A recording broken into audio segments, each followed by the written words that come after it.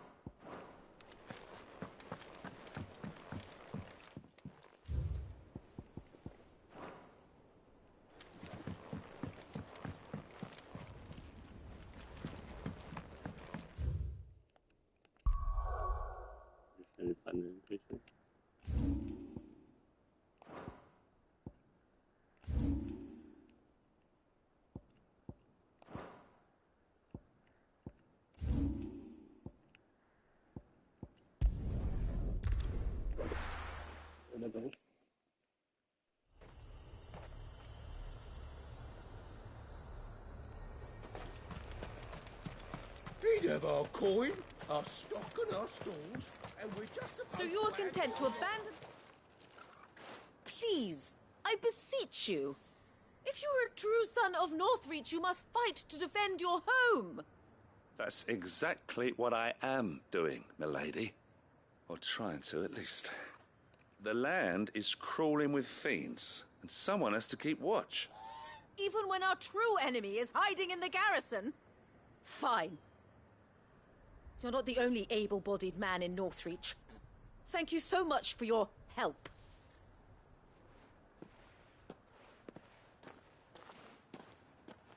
She cornered you too, then? Could hardly get a word in edgeways. Like father, like daughter, eh? She made an uninvited appearance at the Vale earlier, hoping to convince the Dame to join her in fomenting rebellion. I bet that went well. Her ladyship seems to have a way with people. Anyway, what brings you here? Our mutual friend thought you might welcome some help. Oh, she did she? Right as always. In fact, you're just the man. We've had some reports, you see. Sightings of, you know what. They're back. Seems that way.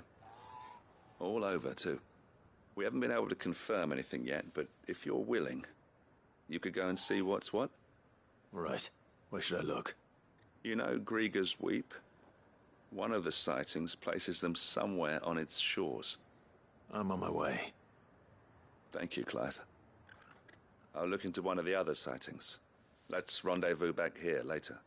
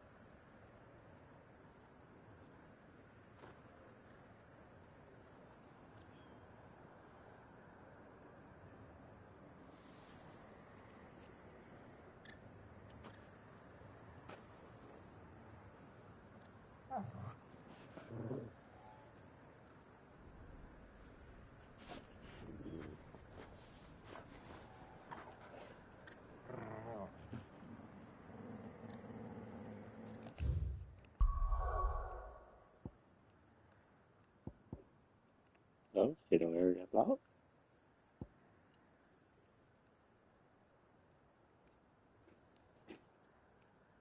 Pickles in here? Oh. I started to go looking for him. I forgot he came in. If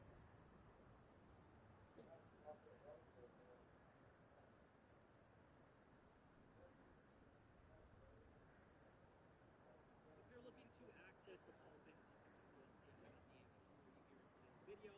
You need to complete 3 things. You have to reach the Back to Their Origin quest. You need Joshua and Jill to join your party, and you have to do 2 special quests. One called Where There's a Will, and one called Priceless Quest. There are some prerequisites there as well that we can discuss. So for number 1, you have to reach pretty much the end of the game. The final act of the game, and you'll know you're there by the title Back to Their Origin. That is the name of the final quest. So once you're there, you can rest assured that you're where you need to be, and you can start chipping away at side quest number 5. Requirement number 2, Where There's a Will. You have to finish this quest, and in order to get access to this, you had to have done a quest called Phoenix Heal Thyself. Phoenix Heal Thyself is given by Yotei, who is in the hideaway located in the infirmary. Activate this quest and simply complete the objectives, which are very straightforward and odd.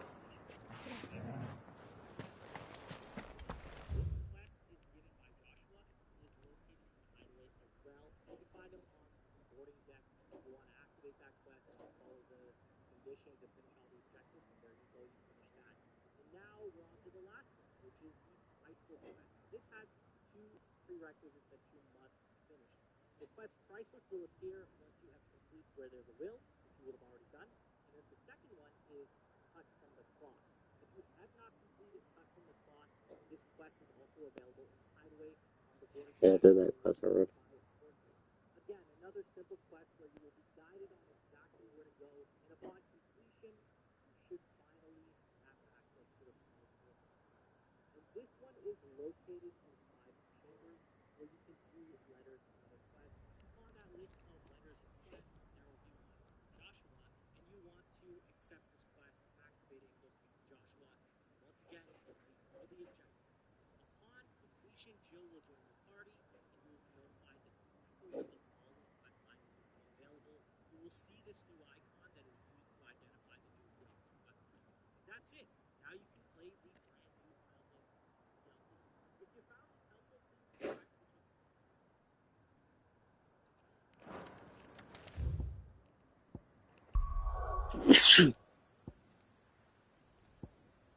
And then that kind of stuff.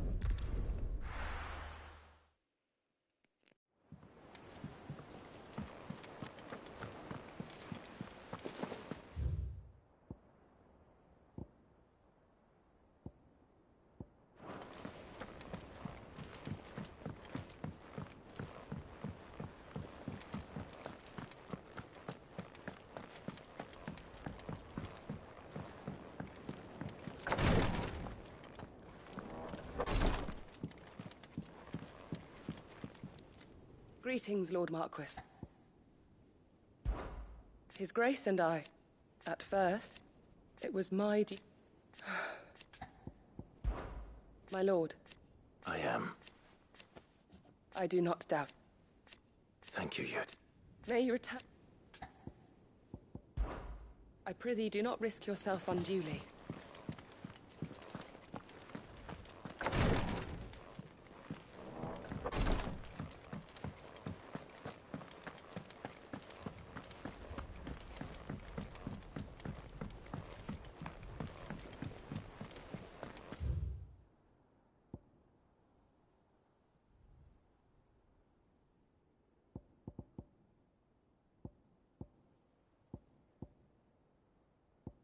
There's something about it.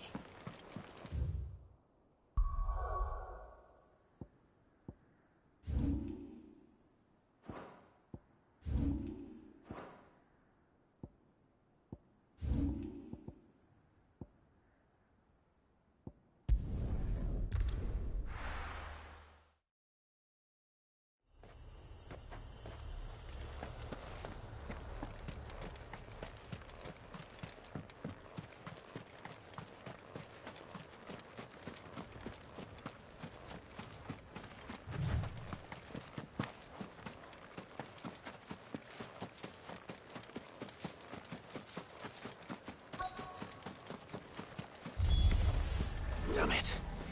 The reports were true. I need to stop them before they get to the town.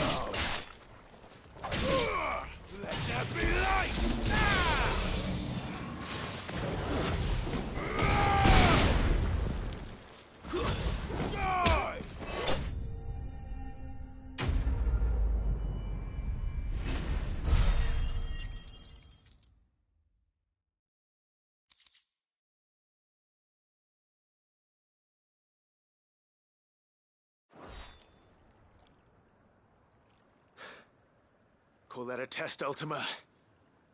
Clive, it's me. Are you all right? I am. But it seems the reports were true. The thralls have returned. I dispatched the few that I found, though. Well, that's something, I suppose. But what were they doing south of town? They all came from the north last time. We might be able to fend off an attack from one side or the other, but from both? Do you have eyes in the north? Some. I should probably go and have a look, though, just to be sure. You head back to Northreach. I want you there just in case war breaks out while I'm away. What do you mean? Her ladyship's been busy working her magic on the townspeople. Stirring up ill feeling towards her father. But she'll have her marching on the barracks if we're not careful. What? This is exactly what the Dane was afraid of. I'll do what I can to calm things down. Be careful out there, all right? Don't worry, I'm not like you. One sniff of those things and I'm running back to town screaming blue murder.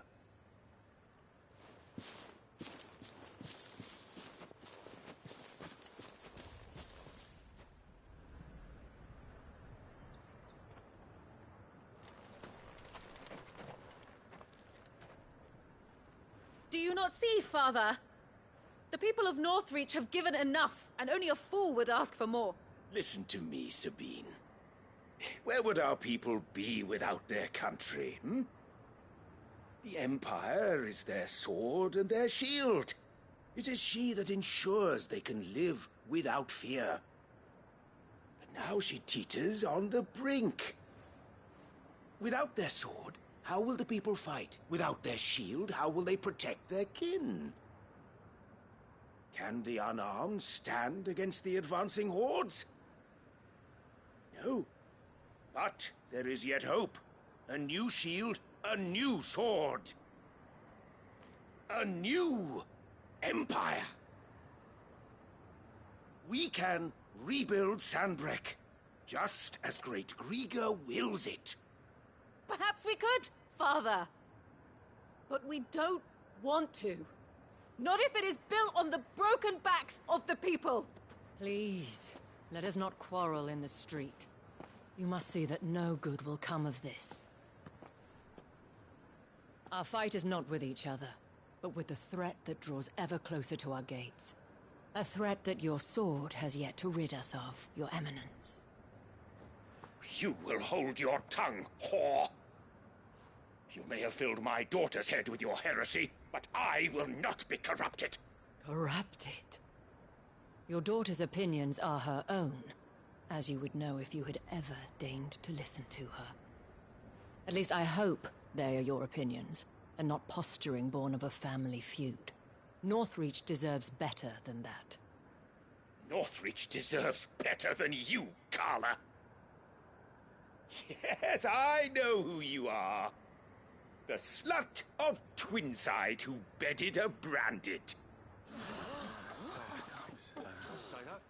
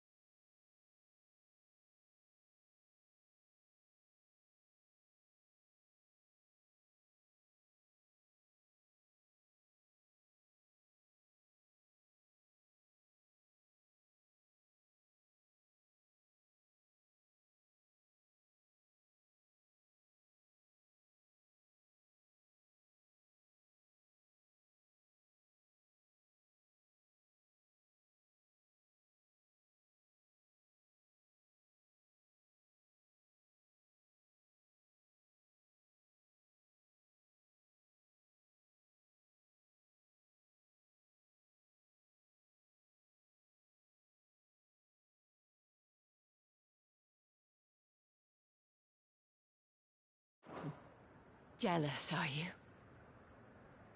That a woman might choose a bearer over a pious man of Griga. Clive! I met a swarm of thralls coming south from Oriflamme. Hundreds of them. Too many to count. No. Work on the fortifications has scarcely begun. We will retreat to Caer Norvent and there make our stand. Did you hear me? That was an order! While this is but a heartfelt plea, let us make our stand here and protect our homes. Protect those that we love. Together, for Northreach!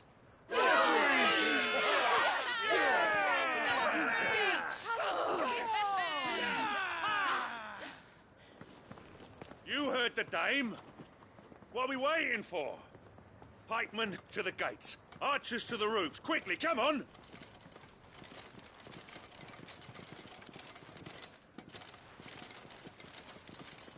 But she is but a common... Whore, yes. And we'd follow her to the gates of hell.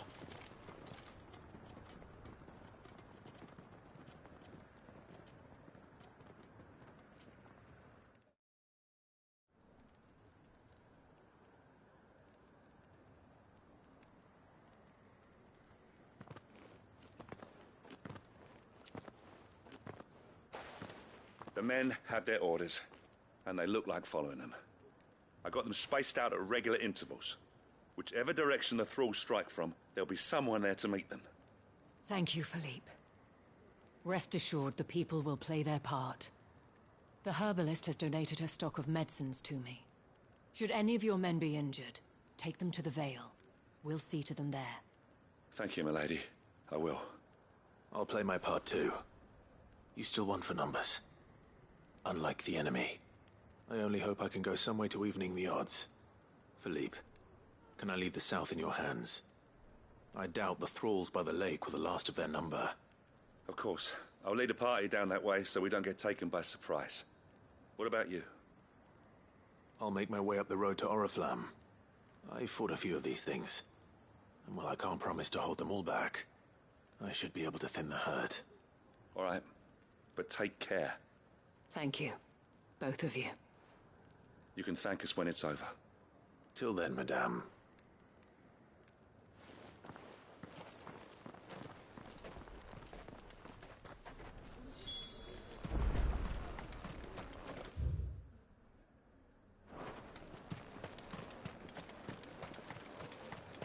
Merciful Krieg.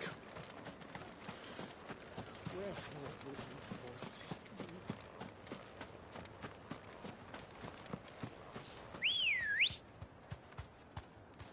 Good girl.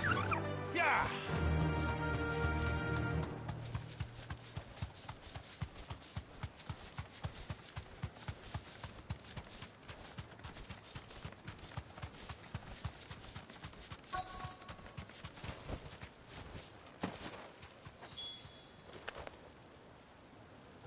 This is more like it. Come on, then. Test me.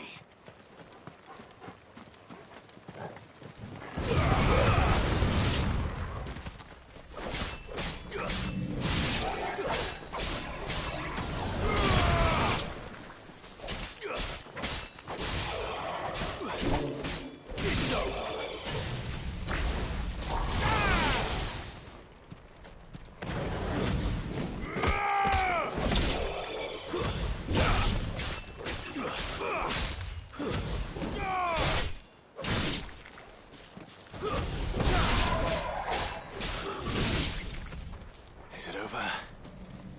No. It's only just begun.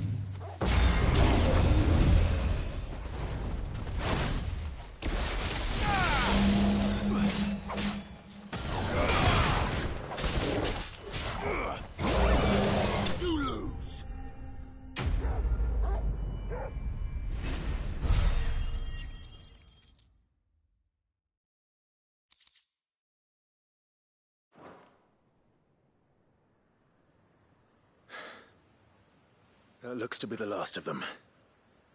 I wonder how the others fared. Better hurry back to town. Come on, Torgal.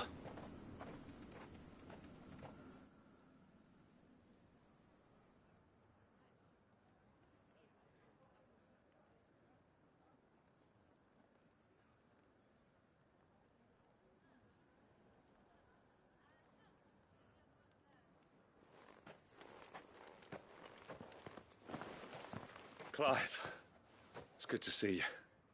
And you. The road to Oriflamme is clear. How did you and your men fare? Well, we ended up fighting for our lives down by the lake. Took a few nicks, but nothing the girls of the Vale can't put right. Glad to hear it. Well, it seems we've survived. For the time being, at least. I thank you both for answering the call. You were right. And I was wrong. About everything. I had thought that the only way to unite the people was under the banner of Empire. That without a strong hand to guide them, they would drift apart. To be borne hither and yon by the eddying currents of fate. But you brought them together. Not by force,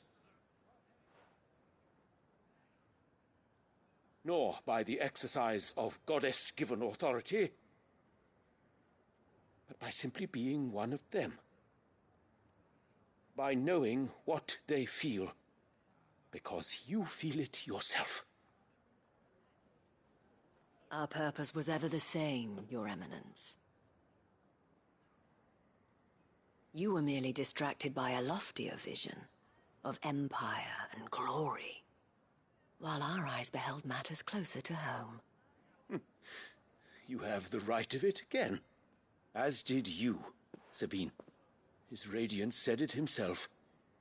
Sanbreque is naught without her citizens. I forgot that, and I am sorry. I'm sorry too, Father. I should never have taken things so far. I only wanted you to understand how the people felt. How I felt.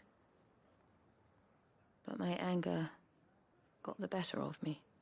Do not blame yourself, my dear. This was my doing. I should have listened to you. To all of you. Your Eminence, your ladyship, I do not doubt that you came here with the best of intentions. But I believe the same could be said of us all. We all want safety, security, prosperity. Not just for Northreach, but for the entire realm. And we may yet achieve it. If only we work together. Will you join us in this? Yes. We shall. Thank you, Your Eminence. Now that that is settled, I must go and see to the wounded. The Vale's doors are always open to any soldier in need of relief. And today there are more than ever before.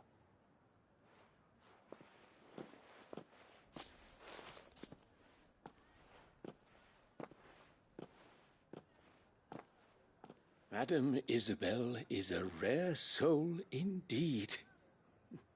In these dark times, I see that it is not men like me who should lead the realm, but women like her.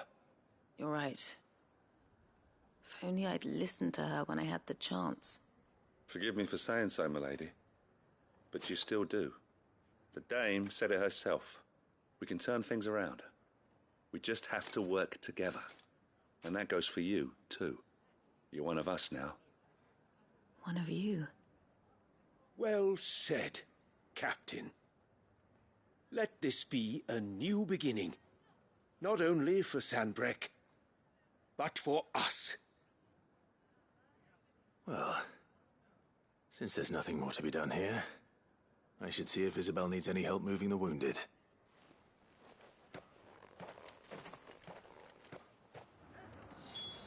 Can we get you anything?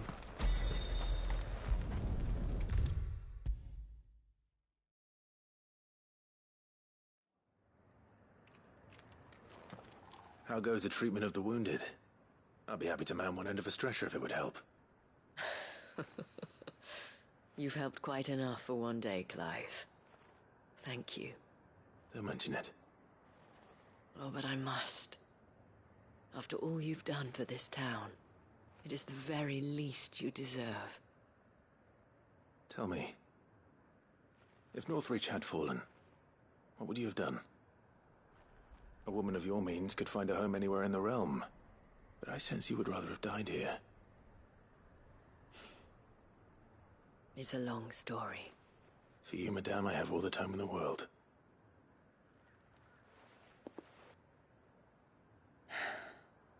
Very well. Long ago, I had a life in the Crystalline Dominion. I was Carla then, courtesan to the nobility. So sought after was I that it was only they who could afford my time. Alas, those halcyon days were not to last. For naive as I was, I fell in love with a bearer. He was my master's guard, the gentlest man I have ever known. After they discovered us together, he was whipped bloody and forbidden from ever looking at me again. And so we fled. Not that we had anywhere to flee to. We wandered, aimless and starving, half dreading, half praying that the next day would be our last. Until we found ourselves here, in Northreach.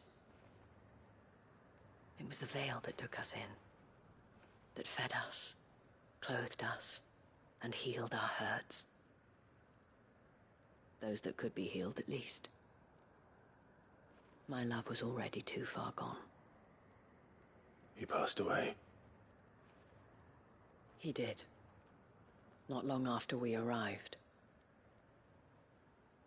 But at least we were able to share a few moments of peace before the end. It was the greatest gift I have ever received. But the generosity of this town and her people did not end there. The men and women of the Vale supported me through my grief. shared in it. Though I was still a stranger to them, they treated me like a sister. And so I swore that I would always do the same. That I would return the kindness that Northreach showed me. That I would repay my debt to the Vale.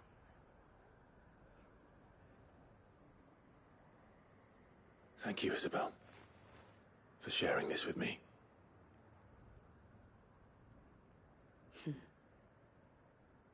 You're a lot like him, you know.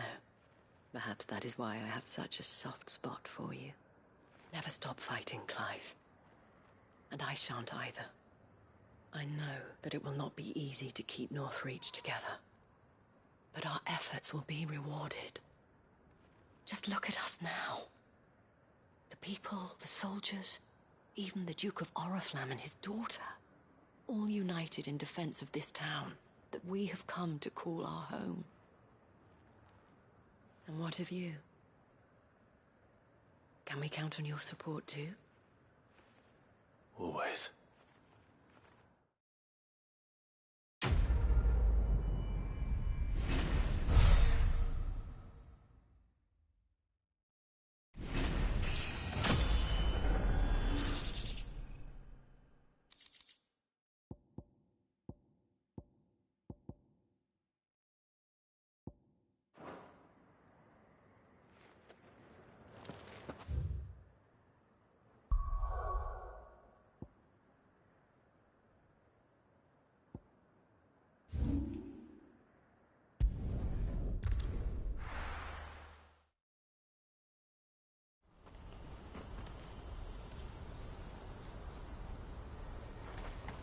Do you see that?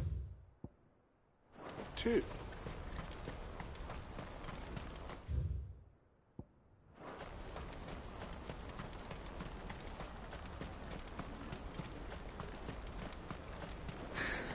What is it?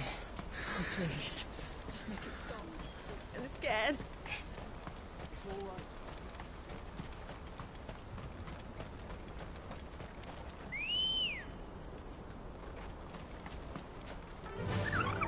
Fly, Ambrosia.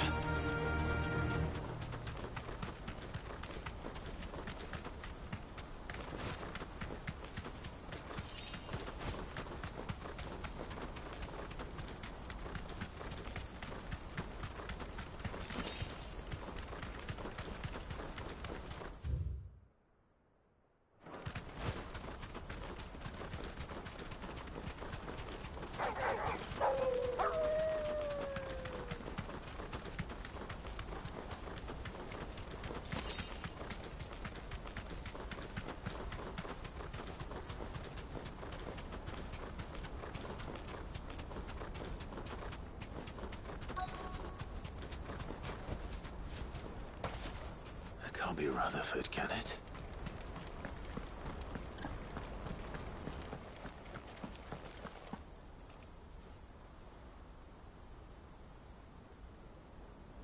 Turncoats and cowards, the lot of you! If it's a fight you want, it's a fight you shall have! Allow me.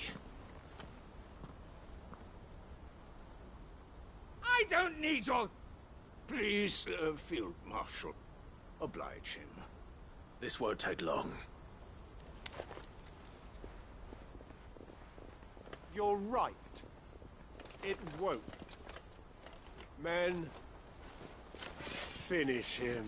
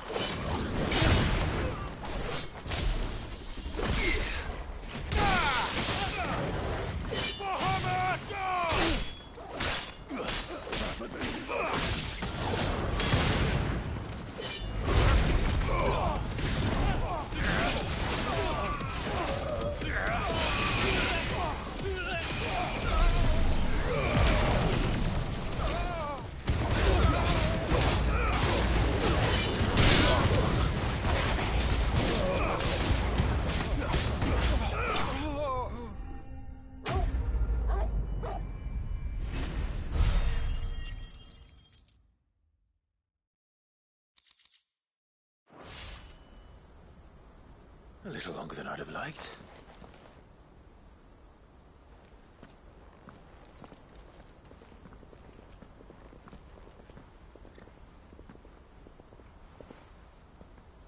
Field Marshal Havel, I presume.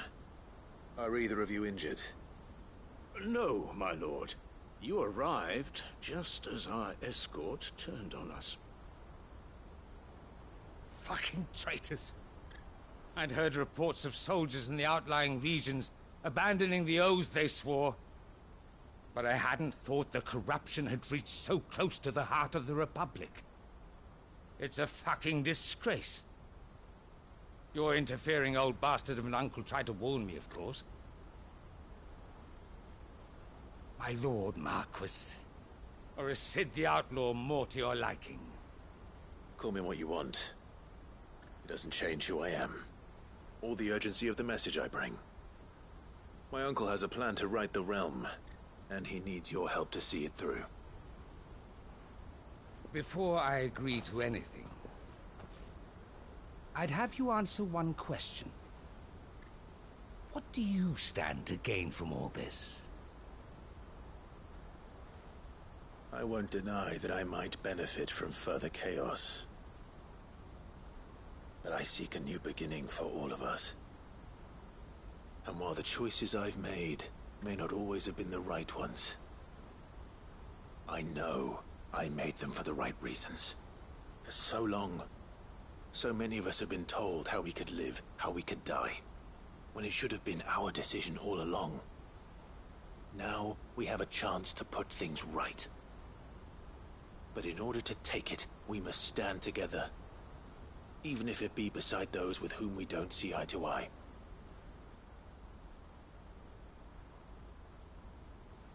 Certainly not the words I expected from an outlaw.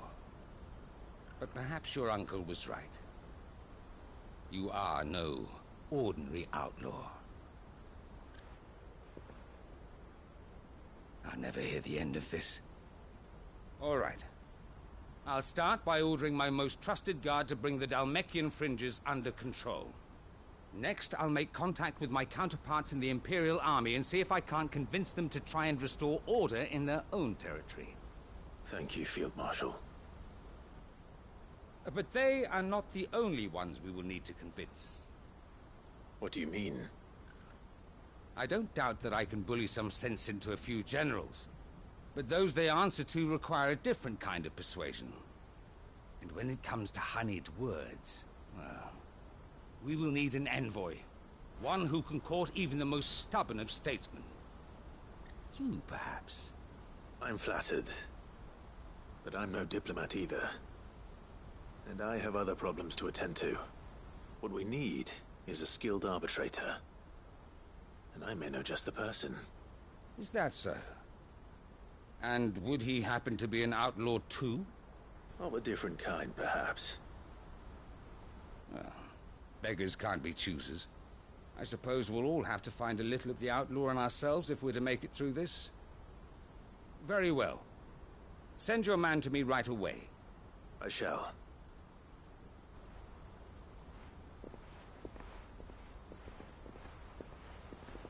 My Lord Marquis. Your Lord Uncle bade me escort the Field Marshal to his manor in Port Isolde. And I will see that my associate joins you there. Very good, my lord.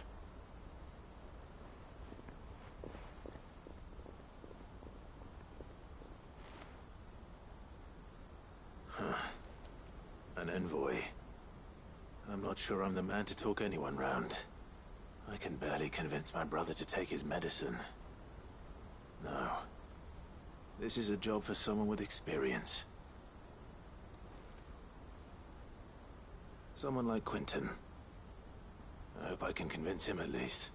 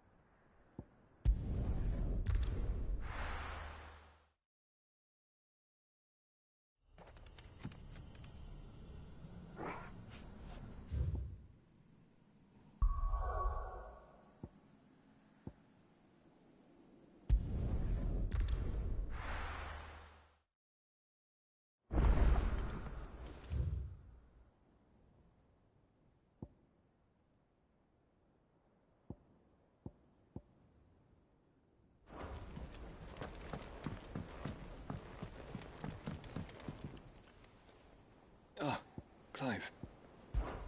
This is it then. Indeed. You're wrong. Of course. Joshua, what's wrong? And don't say nothing. It's... not nothing. I've received word from Cyril. The Undying have found Father's will. Or something akin to it. His will? How? Where? In the crypt, beneath Rosalith Castle. After Kupka was kind enough to drive out the Imperials, the Undying took the opportunity to recover what relics of the Duchy yet remained. And in the process of doing so, they found a letter from Father. I'm surprised anything survived down there. Cyril asked that I join him in Tabor at my convenience. I have been meaning to go, but... would you join me? Of course. I want to know what's in that letter as much as you do. Very well. I am ready to leave when you are.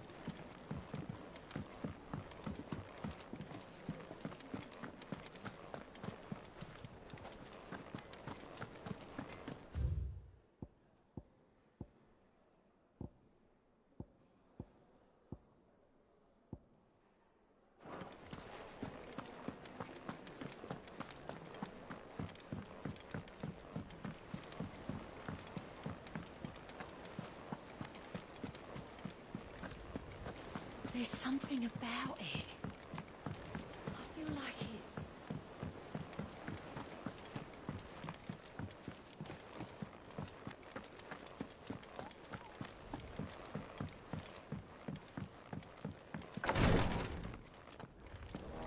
You nearly collapsed back there. It's just a touch of the vapors. I'll be fine.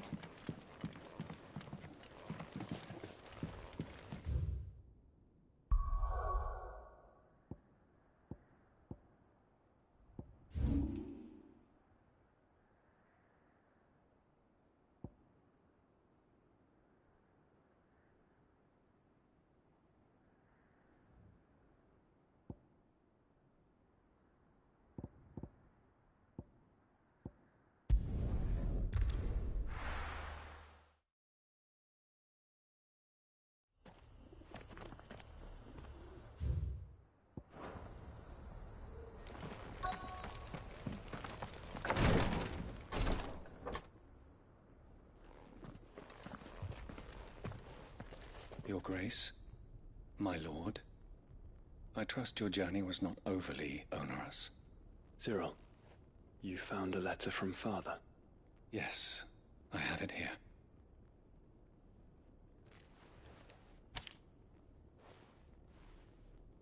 If you would do us the honor, my lord.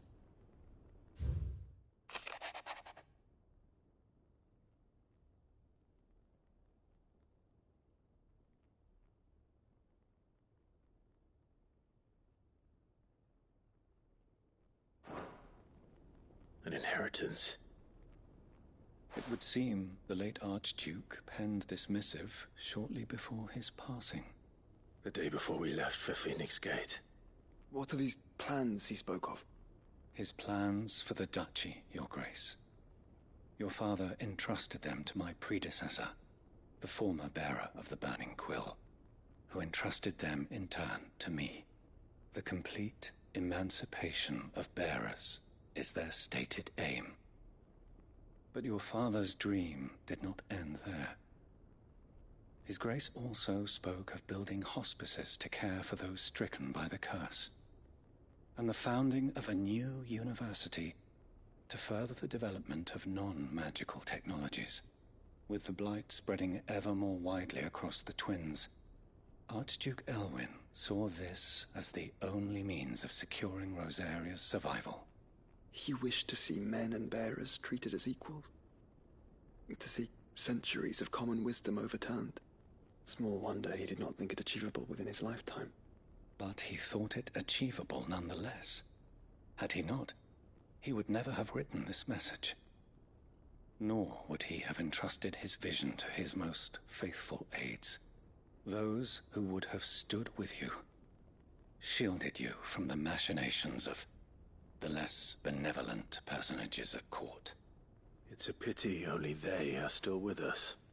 'Tis true that those most loyal to your father were the first to suffer the Duchess's wrath. But one at least remains, and she has come bearing gifts. What do you mean? Mayhap it is better that she explain, my lord. After all, the duties entrusted to me by my predecessor extended only to recovering His Grace's will and arranging a meeting with the one who might execute it, or a part of it, at least. And where is this woman? She awaits you in the archive, Your Grace. Thank you, Cyril. Shall we then?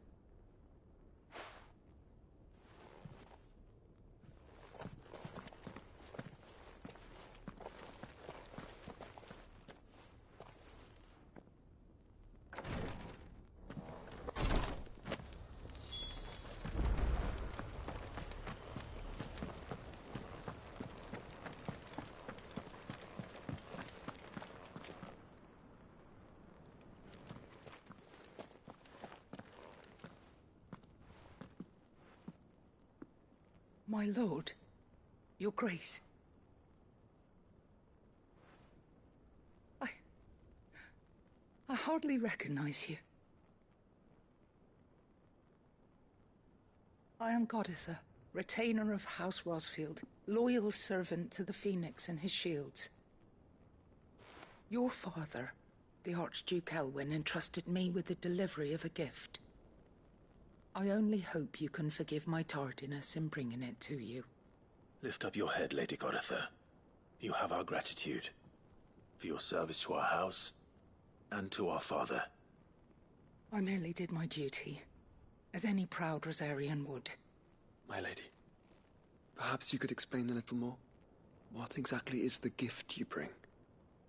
As I'm sure you know, it has long been the custom for the children of House Rosfield to be presented with certain keepsakes upon their coming of age. Indeed it has. Our father often spoke of the day when our turn would come. And had he lived to see it, he would have presented you with the treasures I bear. Matching armbands for you both. Alas, he did not live. Indeed, he was taken from us even before they could be completed. He had intended to claim the Heartstone with which each armband was to be finished himself, but it was not to be. And his gifts remain incomplete. I see. It saddens me to bring them before you, as they are. It was your father's wish that you be presented with the finished articles, not these works in progress, but with His Grace long since gone, and the stone left unclaimed. I had little choice. You are grown men now, and his house is yours. And while I would not presume to insist upon your claiming the Heartstone in his stead, I know that nothing would have pleased him more than for you to do so. Thank you, Lady Goditha. What say you, Clive? What else? Of course, my lady. May our father's will be done. Oh, I am much obliged. Do you know where we might find this Heartstone, my lady? I do. Though it may be a matter of a good deal more than simply happening upon it. It is found in the bellies of elder griffins, you see. we do at least know where to find one. A certain specimen has made its nest in Titan's Wake, not far from here. A certain specimen? You are most perceptive, Your Grace. In answer to your unspoken question, yes. In fact, this is the very same beast your father meant to slay. I have been tracking its movements since you were but a boy. Were you to slay it in his stead, as men of House Rosfield, it would surely make your father proud. What say you, Joshua? What else?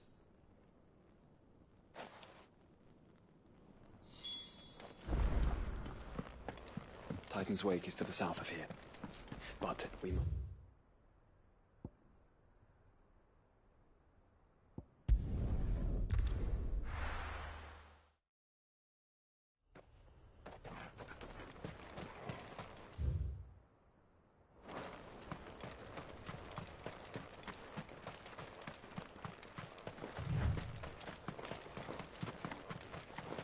Eyes peeled, Joshua.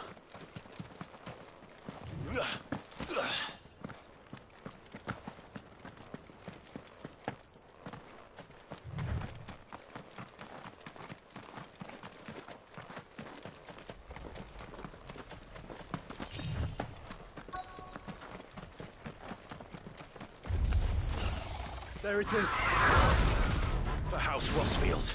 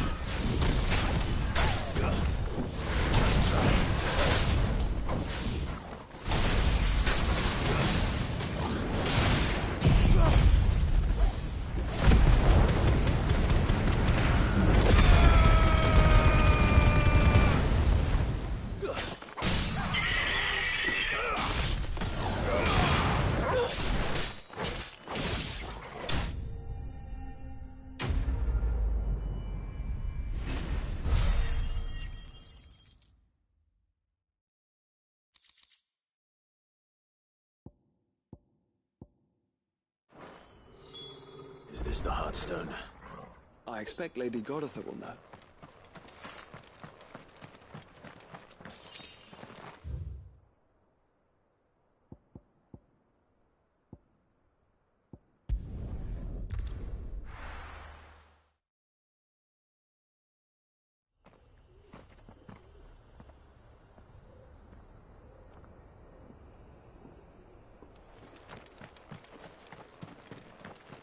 Welcome, welcome.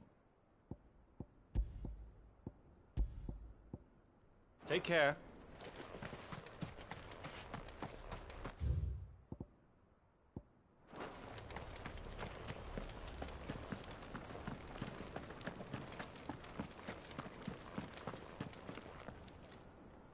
Oh, thank the Founder you were safe. The Griffin is slain then? And the Heartstone claimed.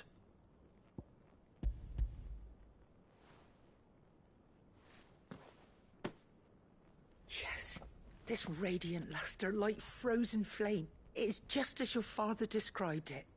Thank you, my lord. Your grace. Your father would be so proud. Lady Goditha, the lapidary is ready. Thank you, Cyril. I will be with him shortly. If you would excuse me, I shall have the stone cut and set forthwith.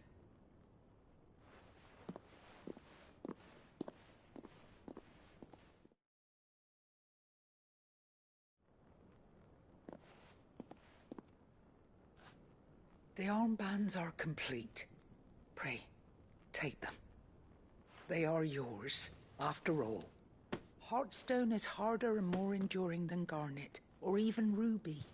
It symbolizes unwavering will and devotion. And the graven vines encircling the stone represent the unbreakable bonds between you. It's a message. Father knew we had enemies both inside and outside the duchy. Enemies who would thwart his vision. Only with unwavering devotion would it ever be realized. And only if we stood together, as Phoenix and Shield, as brothers in arms. Only then might those enemies be overcome. Indeed. His Grace knew the enormity of the task he would entrust to you, his heirs. But this was more than just a message. It was a promise. That he would always be with you. Thank you, Lady Goditha, for remaining the steadfast custodian of our father's will. Forgive me, my lady, but there is something I don't quite understand. The Undying told me that after Father died, Mother claimed all of the ducal treasures for her own. Even if the armbands were incomplete, she would surely not have overlooked them. So, how were you able to keep them from her? Because I was the keeper of the vault. Though I was but a lowly servant, your father spoke to me of his intentions for the bands, of the deep love he had for both of you, and his hopes for your future. In the days before the disaster at Phoenix Gate, I discovered that the Duchess had ordered her jewelry be sent away from the castle. It was then that I knew she meant to betray us. I tried to warn your father, but it was too late. When word of the fire reached Rosalith, I knew my time was short. So I took up the armbands and I fled into the night. And thank the Founder you did. Yet my duty to your father was incomplete. Not knowing what else to do, I followed the Griffin, thinking I might claim the Heartstone on its passing. And so my pursuit continued, until Lord Cyril appeared before me. He informed me that His Grace's will had been recovered, and that his sons were alive and well. Lady Goditha, on behalf of my father and all the people of Rosaria, I thank you for your loyal service. As do I. Thank you, my lord. Your Grace, for coming back to us, for giving my service meaning.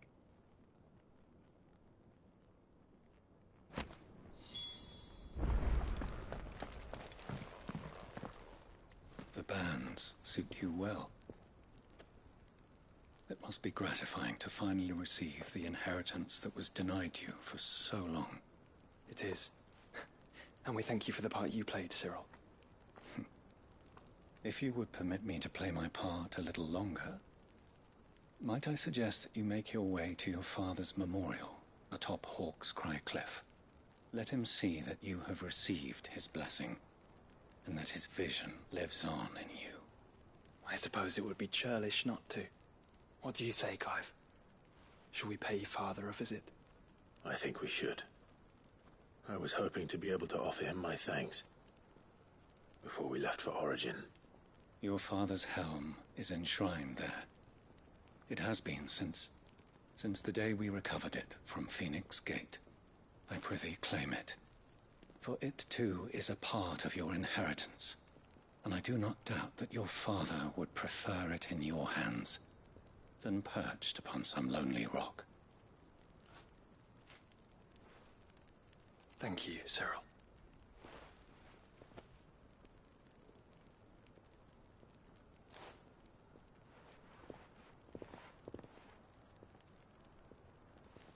Come on, Clive. He's waiting.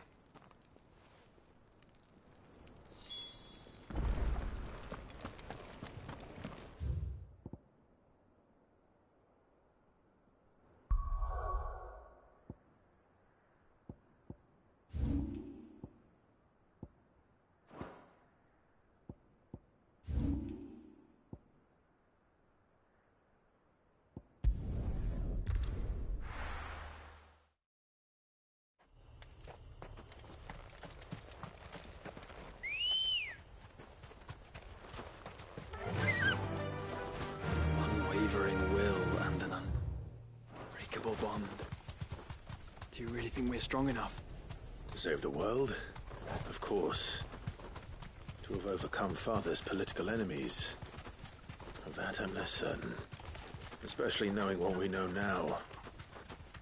What Mother was truly capable of. But perhaps these bands would have helped. Knowing he was with us would have made all the difference.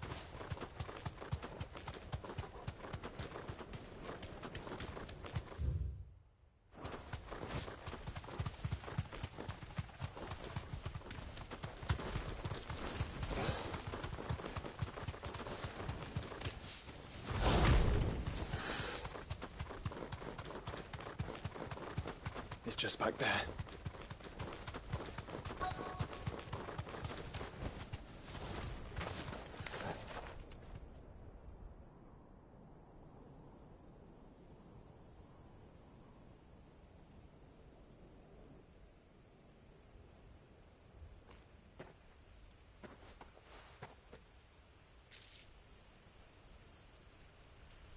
Father always fought for what he believed was right. It wasn't until that night at Phoenix Gate that I realized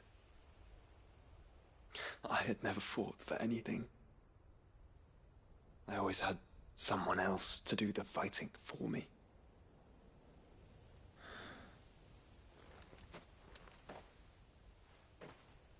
No matter how fate conspired against him, he never lost heart, never looked back, never stopped fighting. To me, he was the greatest of men. And I've been trying to live up to his ideals ever since.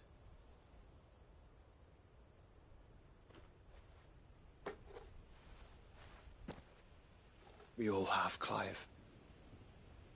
We all have. And we'll keep trying. Because that's what he would have wanted. What he would have done himself. Even if it meant standing against the very gods in the heavens. I shall be borrowing this, Father, if I may. That you might watch over us as we follow in your footsteps.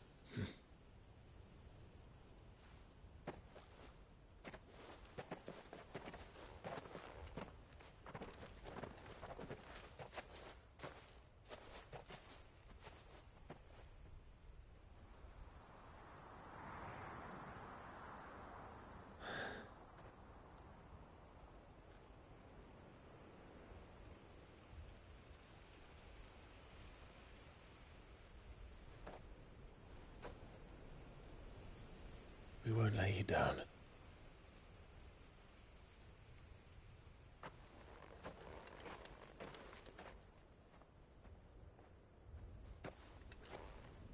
Onward then. Onward. To the end. And to a new beginning.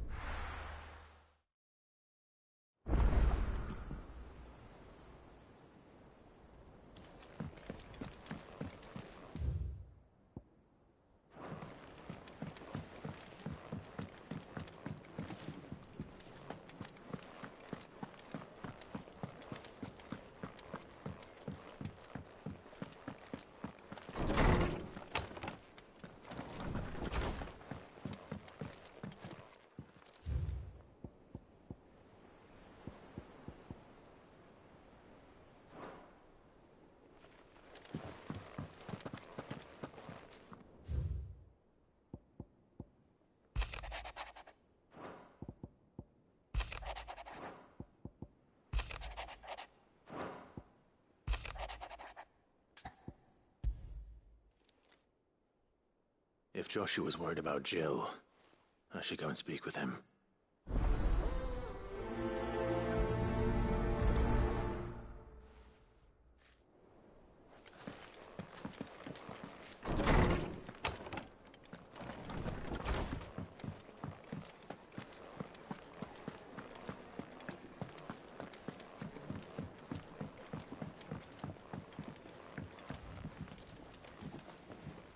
Joshua, I read your message. You're right. Jill is different. I don't think I'd realized how different, but since we returned from Drake's spine, I've felt it more and more. I suppose it's not hard to imagine why. She doesn't think she belongs anymore. And that's why we need to remind her she is still one of us. To let her know that we still need her. Now more than ever. That you still need her. But how to do that? When last we were truly close, we were but children. Of course. Do you remember the time we accompanied Father on his annual tour of the Duchy? And Jill and I broke from the procession to ride up Man's Hill. To see the snow daisies, I remember. It was the first time Father had allowed us to join him. And when he realized you were missing, he had the entire retinue down to the pot boys combing the countryside. In the rain. A thunderstorm forced us to take refuge in a grove of oaks before we'd even made it halfway there. It was the Lord Commander who finally found us, and needless to say, he was none too pleased. Then it seems you and Jill have unfinished business. What do you say? Man's Hill. It's not that far. Oh, true. Though I suspect it is also much changed. Little in southern Rosaria remains as it was when we were children. You're saying I should go and scout the area for bandits? I'm saying we should first go and see if there are actually still any snow daisies left. What would you do without me, Clive?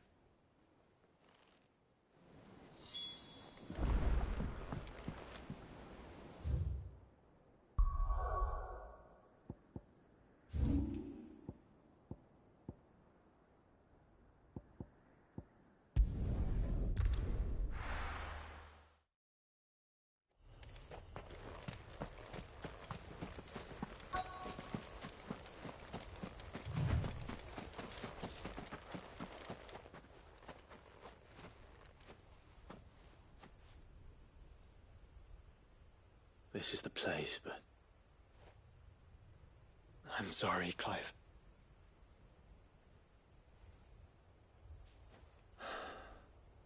There's nowhere been spared.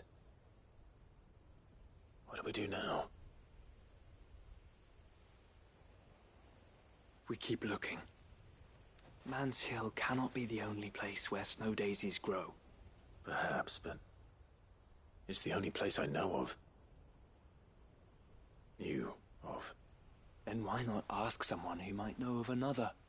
Someone at the backyard? To the hideaway, then.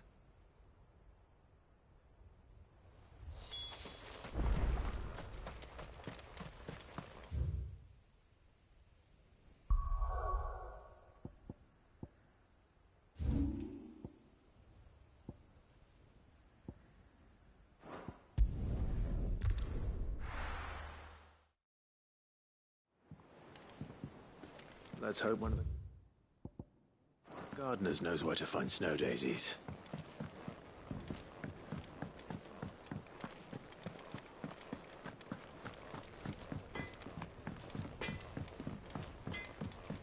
Say what you will. Lady Karen has seen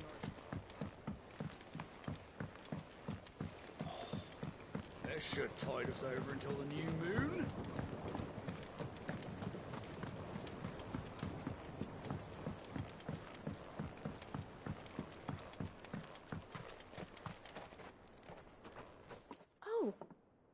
What brings you down from the heavens, Sid?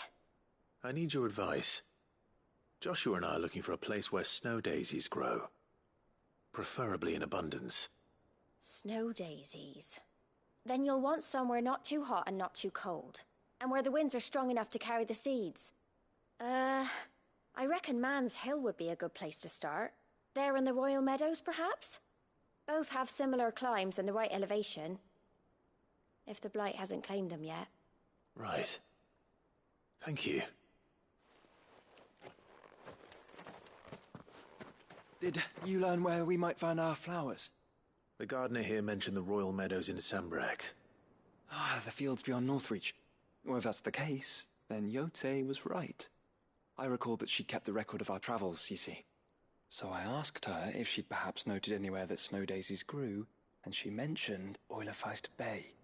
Whose shores border the meadows. Off we go then.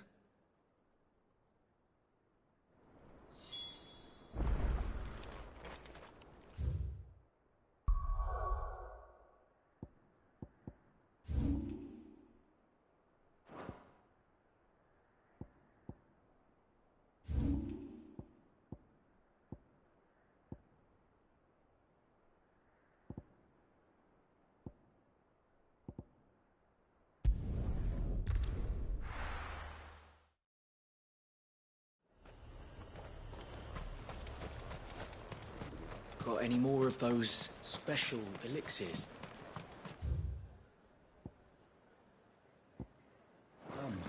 I hear the Duke's agreed We've to let got us more keep pips our than the land. Vale's got paps.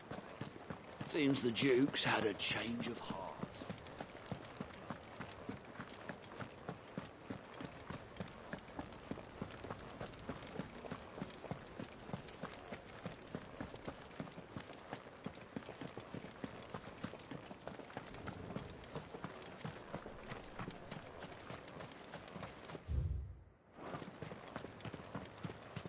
Those things didn't fight like men.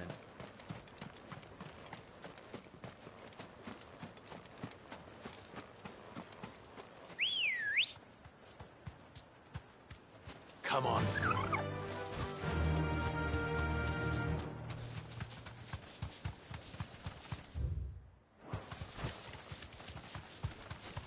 Someone's brave.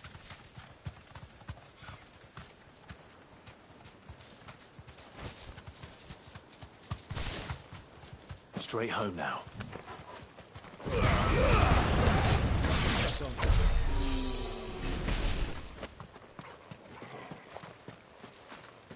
The meadows are vast. Where do we even start? Yote mentioned the coastline. We can start there.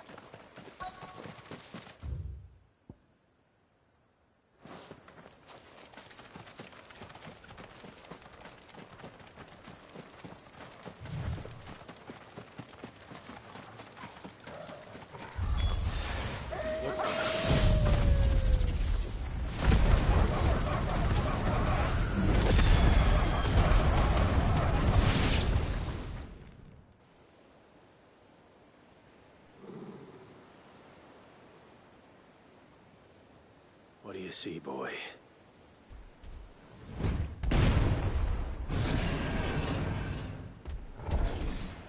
Let's hope this is the last one. Only one way to find out.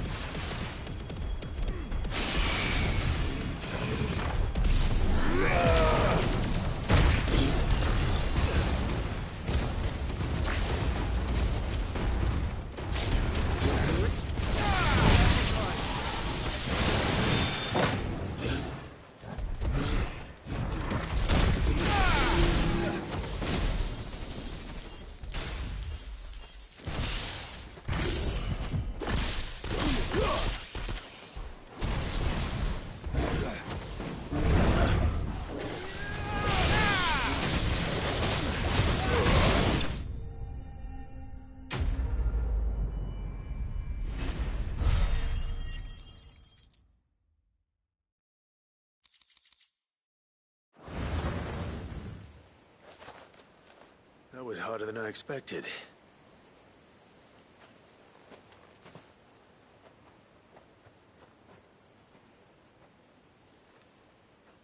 But Founder, it was worth it. They're beautiful. Do you think Jill will like them? She'll love them. Come on. Let's go.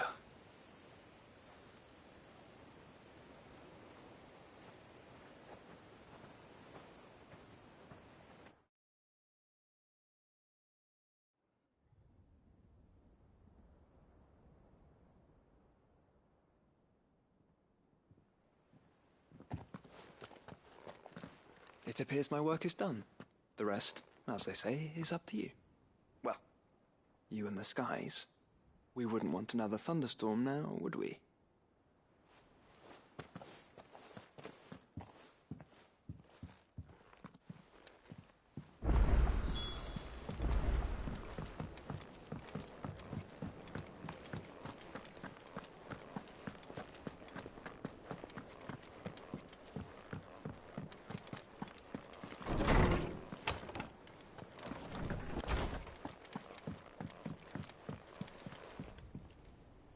Jill, there's something I'd like to show you. There is? And where might this something be? It's, not here. Now, I know this is sudden, but how would you fancy a trip to Oriflamme?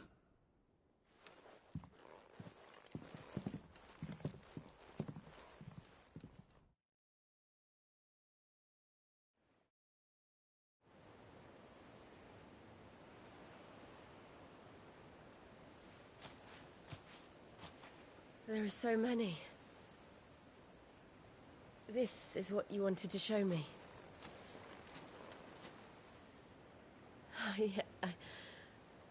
I don't know what to say. You don't need to say anything. The smile on your face is enough. We've been worried about you. Joshua and I. Do you remember when I took you to Man's Hill? Or tried to? How could I forget? You saw me crying and thought a change of scenery might lift my spirits.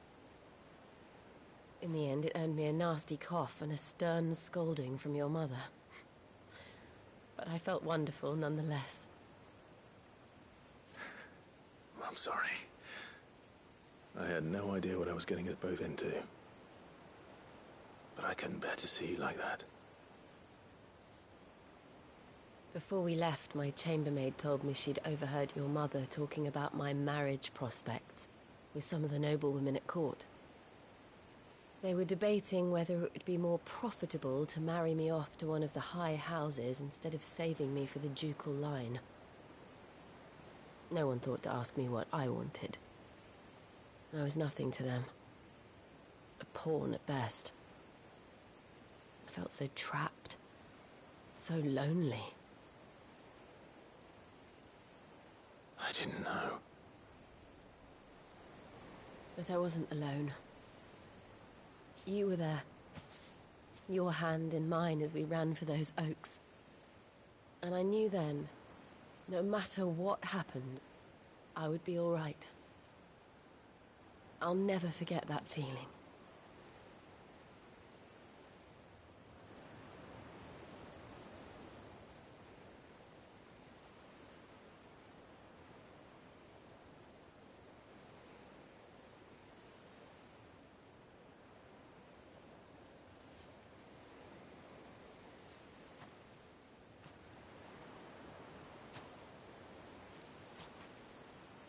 Before we broke camp, the morning after the storm, do you know what I did? No? What? I slipped away from my governess to climb the tor. And from there I saw a sea of petals, all reaching for the sun. And I realized that no matter how terrible the night, dawn would always come.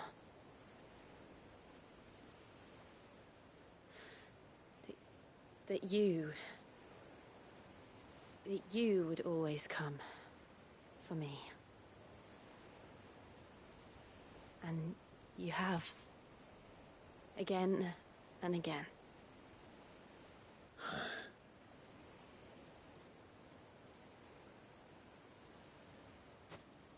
Where do you see us? When all this is over?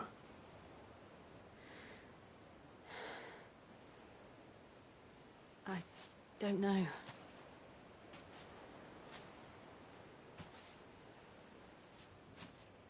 Not here, though. I think I've outgrown the twins. After everything we've been through, the realm just seems so small. I'll need some space to spread my wings. Then that's what you'll have. And I'll stop at nothing to see that you do.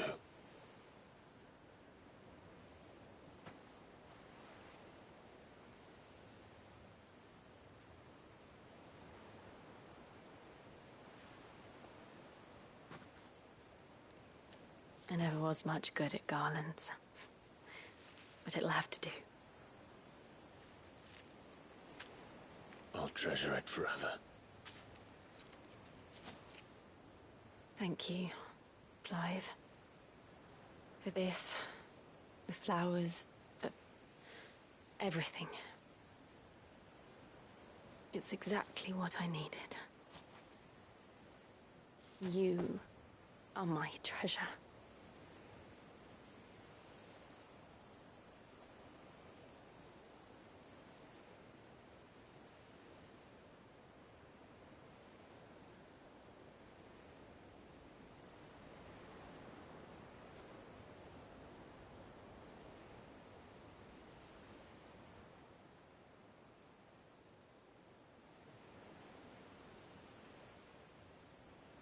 We should probably be getting back. I expect the others are wondering where we are. You're right. There's still much to do. And we'll do it together.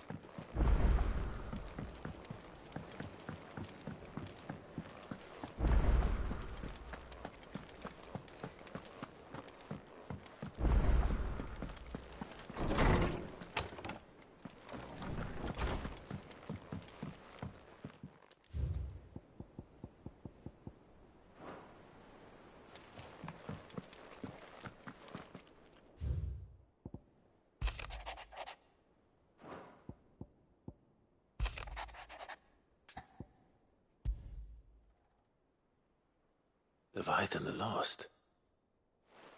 But why now? After all this time. Why, what now? No. I'm not sure you'd believe me if I told you. After all we've been through. I doubt there's anything that could surprise me at this point. All right then. Rouse Joshua and meet me in the mess. We'll talk there.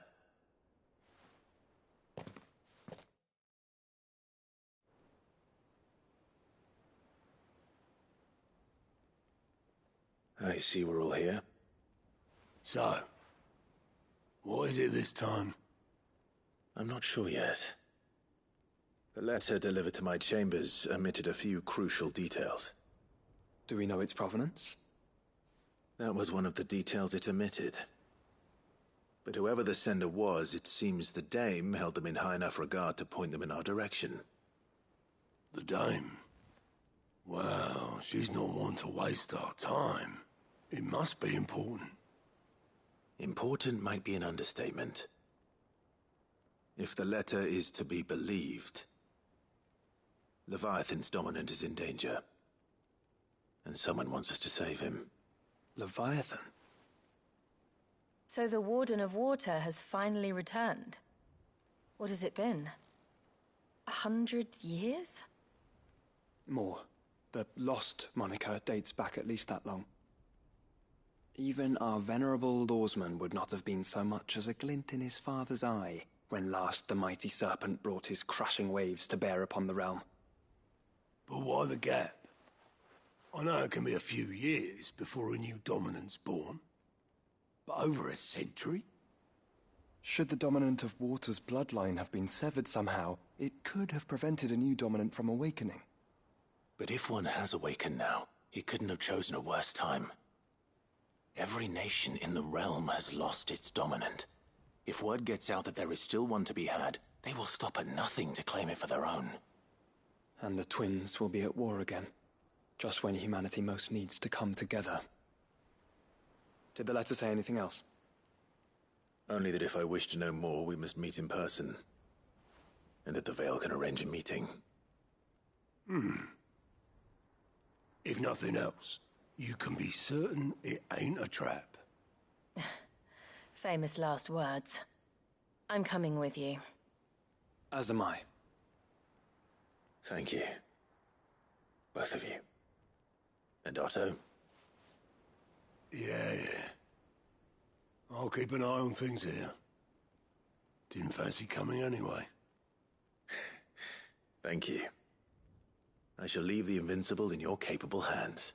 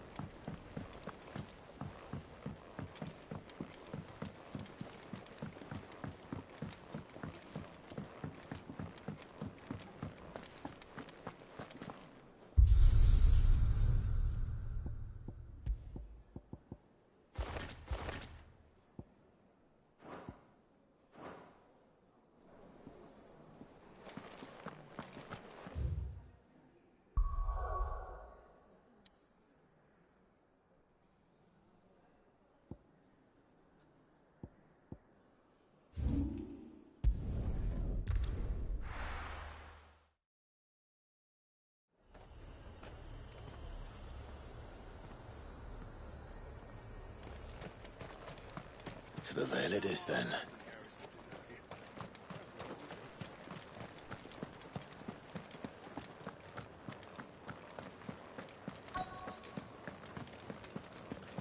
Looks like you've got a thirst. But enough talk. How about we... Fancy a peek behind the veil, my lord? I'm looking for a Layla. You found one. So, will your friends be joining in? Or just watching? We're not here for your services. We simply want to talk. What you do with your time is up to you. The price is still the same.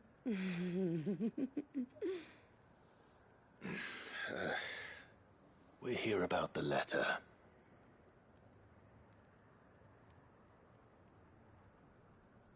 Oh. Oh, sorry. I suppose you'll be wanting to know who wrote it then. Among other things. Look, I'm just the messenger here. There's only so much I can tell you. Specifically? A location, north of town, on the shore of Isle of Feist Bay. There you'll find a tent, and the woman who can answer your questions. And that's all? Nothing else? Actually, one thing. There's more than flowers in the meadows these days. So keep that sword of yours to hand.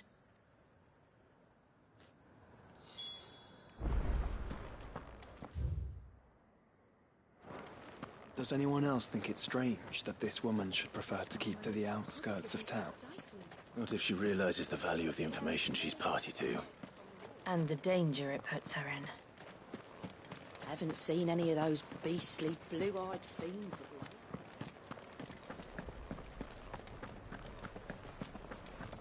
Do be careful.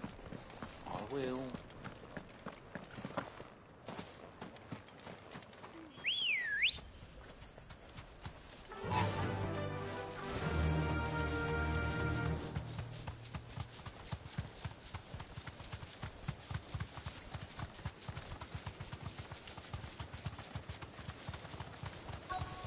The tent is where Layla said it would be. Yes, but who awaits us inside?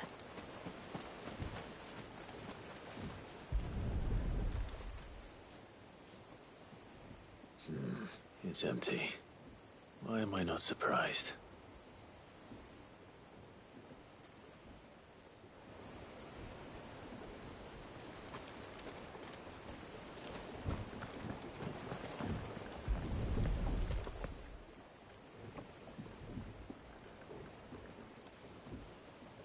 A boat. No prizes for guessing who that belongs to.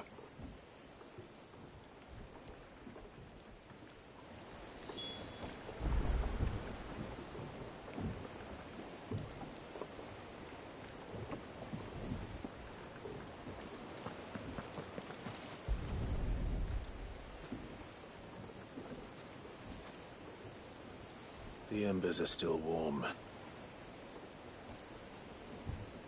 So you're Sid.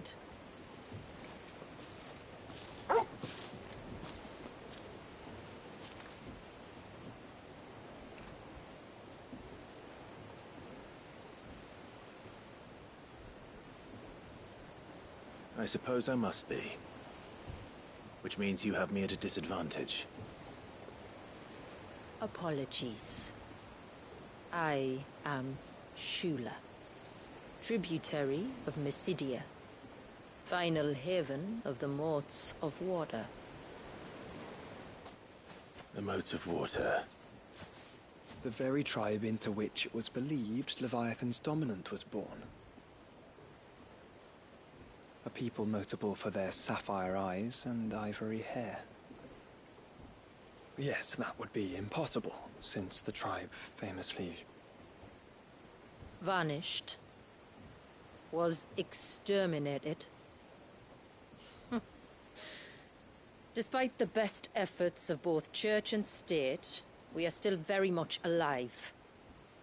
Though we've managed to keep that fact hidden from good Krieger's faithful for over a century. Along with Leviathan's dominant.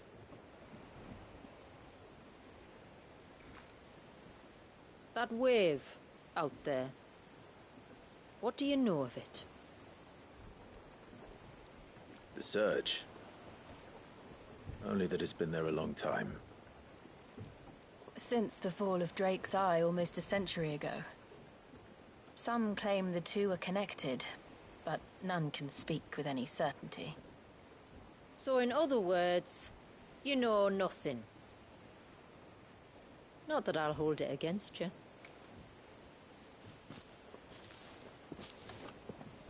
The wave was raised by Leviathan in an act of rage. Moments before the waters were stayed, and the icon and its dominant bound within. And you want us to? Rescue him. Yes. You see, a little bird told me about a certain outlaw with a singular knack for putting unruly dominants in their place. And ours is about as unruly as they get. For years, we've searched for someone who could hold their own against an icon. Someone just like you. So what do you say? Will you help us? What exactly did your dominant do to warrant this punishment? What did he do? He committed the greatest crime one of his kind can. He was born.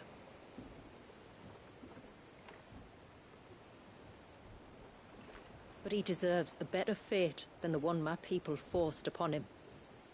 He deserves to be free. As do we all. Very well. Far-fetched though your tale may seem, something tells me you speak in earnest. So we will do what we can for your dominant. But first, you will tell us everything you know about him and the means of his imprisonment. I can do better than that. I can show you. Care to take a trip across the bay? My people await you there. Lead the way.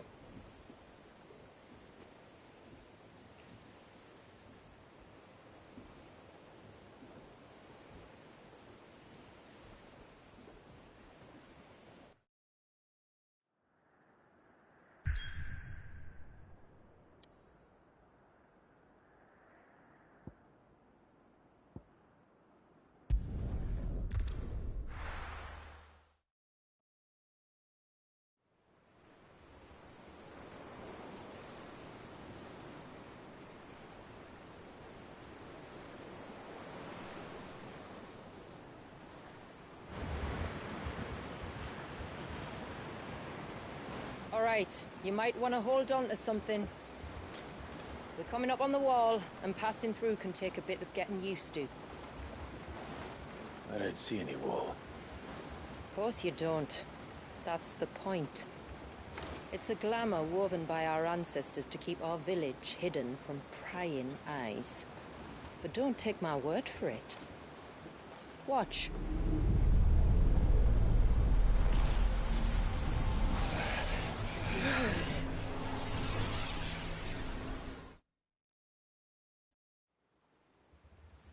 Oh, that was worse than a slug of Bacchus wine. Clive, the sky. It's blue, but how is that possible? You do know what a glamour is, don't you? Ours just happens to work both ways, and a good thing too. I wouldn't fancy staring at those sickly clouds every day.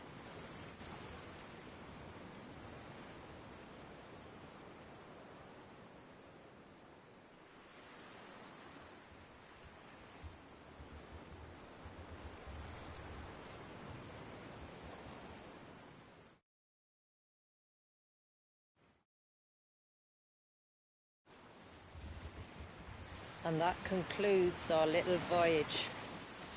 We're here.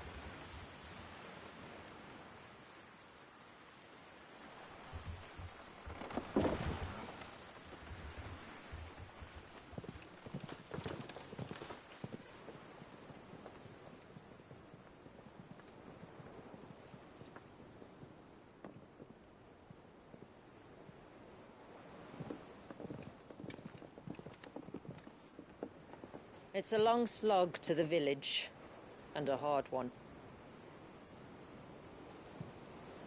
I hope you're up for a climb.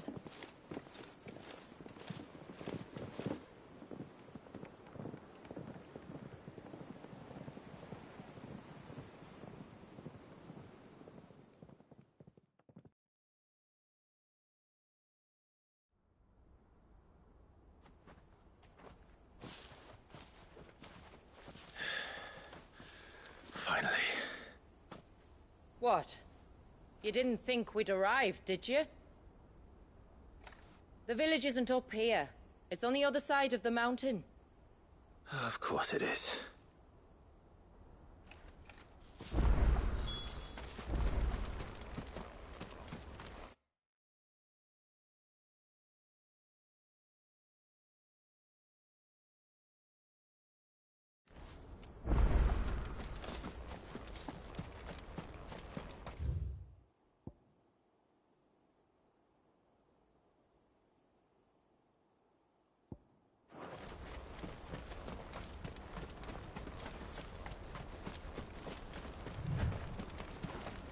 Watch yourself, Sid. This path can be treacherous. If not for the sheer drop, then for the beasts who prowl it. Thank you for the warning. And please, call me Clive. Sid is an alias. You will be pleased to learn, Lady Shula, that I have no such aliases. Is that so, Lord Margrace? It's all the same to me.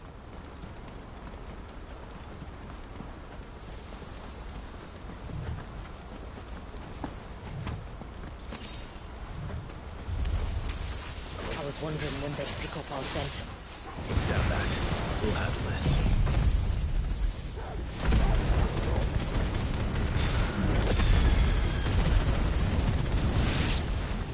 Oh, will you now? Shall I keep my axe and spells to myself, then? Earlier you mentioned spells, yet I see you carry no crystals. Since when did a bearer ever need crystals? But then, where is your brand? Waiting for me in Sombrek, if I ever get careless. And it's in for a long wait.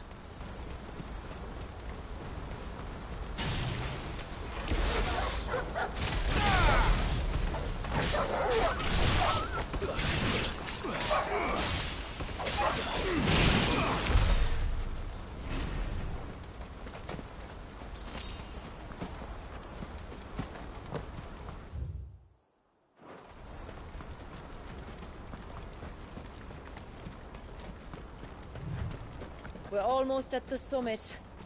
From there, you'll have a better view of our home.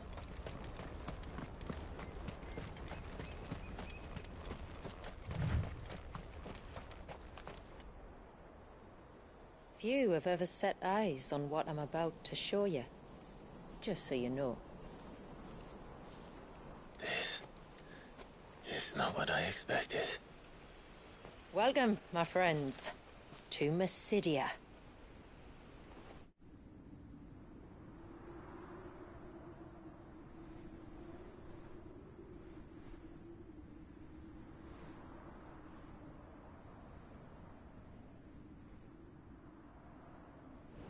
It's been a long time since I saw the North looking so...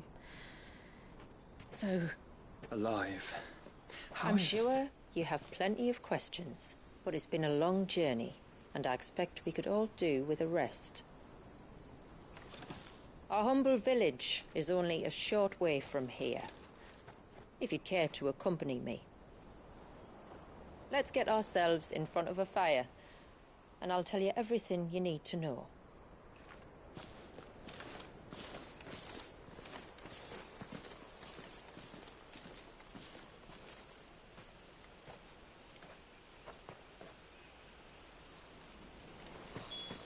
It's beautiful, Shula.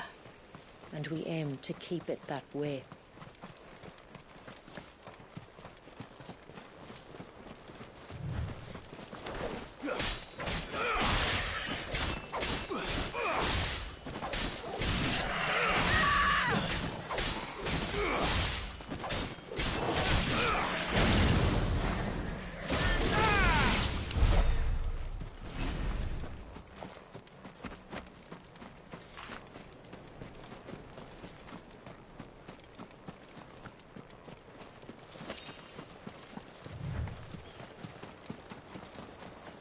Are they stones glowing? That's one of the cairns which maintain the glamour. Steer well clear.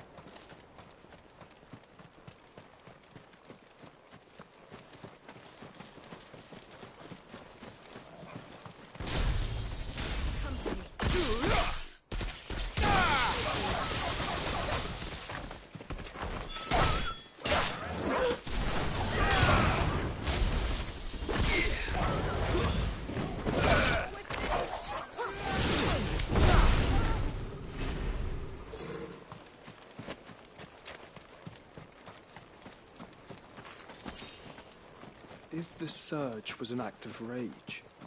One wonders what prompted it.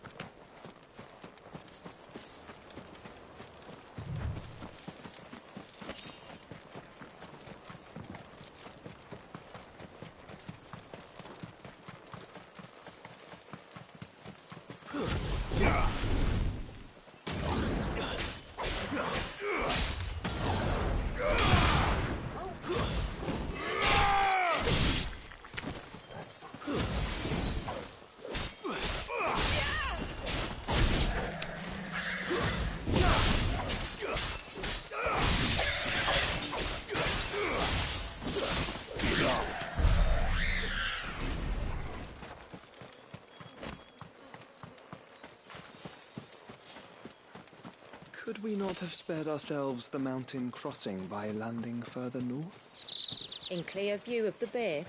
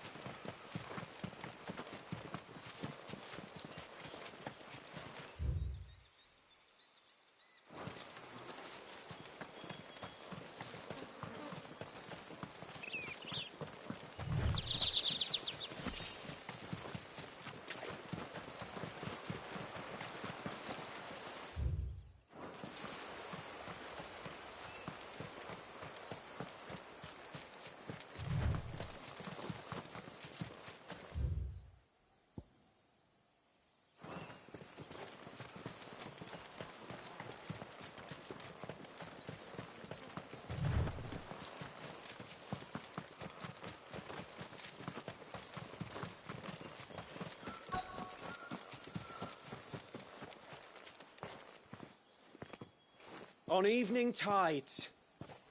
Does morning's light return? Open the gates! The tributary is home!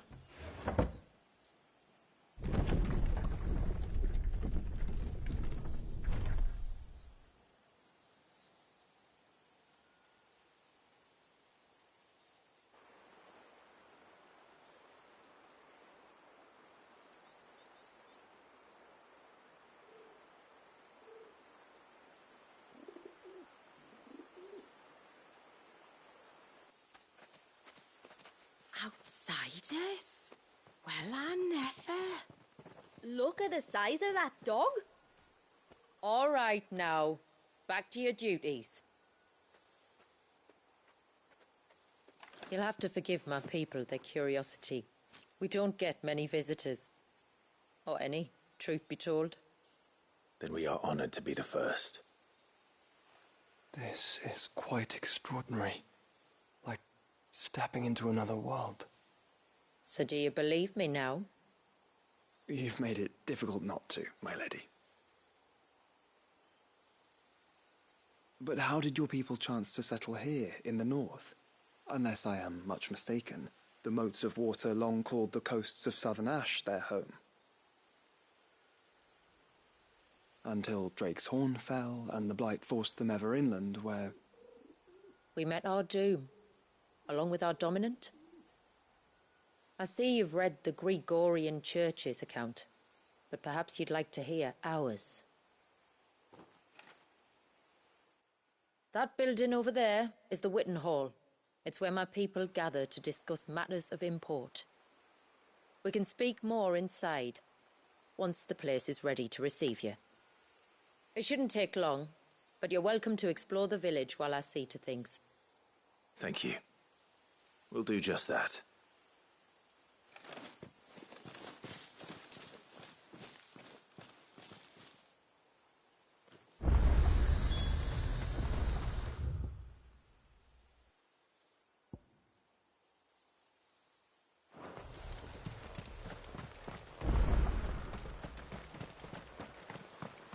I'm sorry, but I don't like it.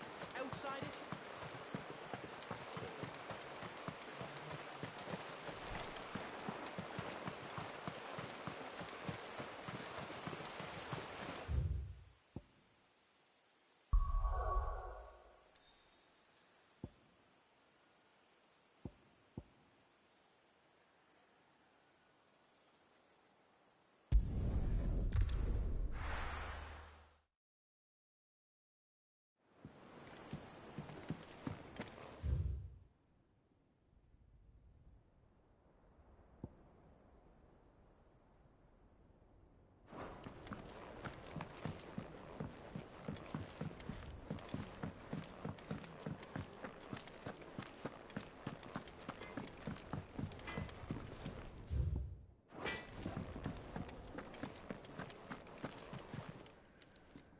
Aye, it's a dangerous world out there. Best stock up while you can. Is something the matter, Karen? You seem... perturbed. Do I now? How clever of you to notice. But yes, something's come to my attention, and I'll be damned if I know what to make of it.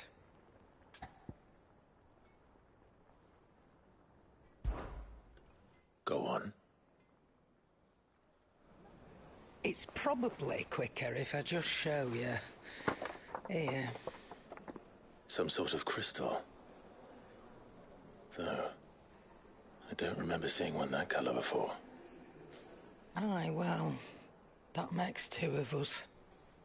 In all my long years of trading, both over and under the counter, I've never seen anything quite like it.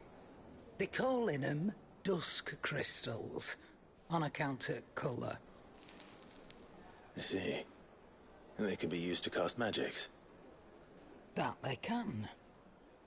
Just like their brighter, shinier cousins. Difference is, they don't last as long. After a couple of goes lighting your pie, they crumble away to nothing. That's how I heard about them. From crystal traders moaning that someone's been flooding the market with dodgy goods. And after asking the right people the right questions, and paying the right price, of course, I managed to get my hands on a sample. I see why you're perturbed.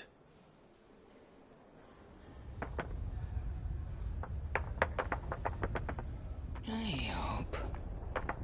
Do you feel that, Clive? Yes.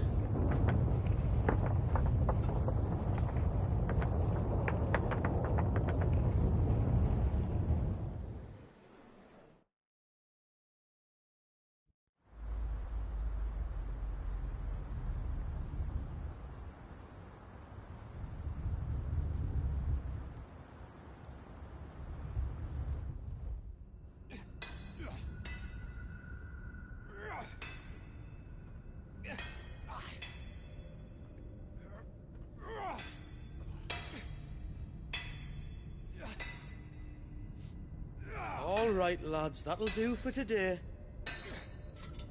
I said that'll do for today. Yes, Chief. Yes, Chief.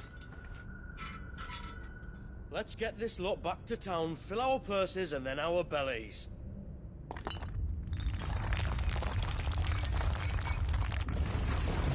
What did you two do now?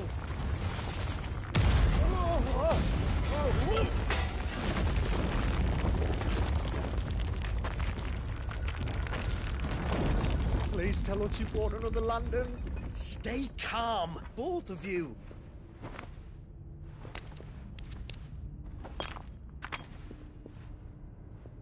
Who needs a lantern when you've got one of these?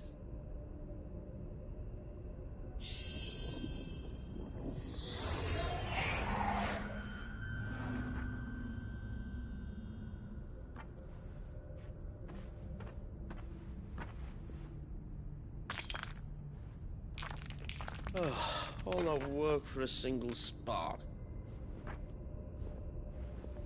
Well, there'll be no more sampling the merchandise today.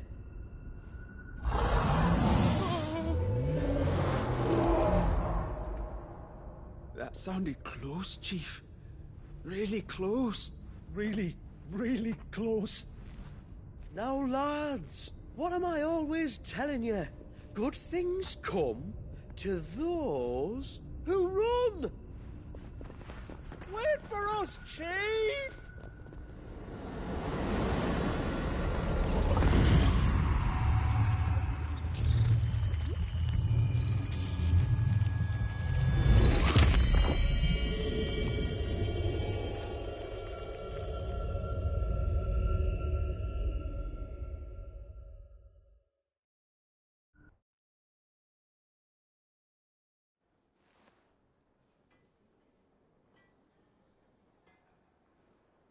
I've never felt a tremor this far inland before. Me neither.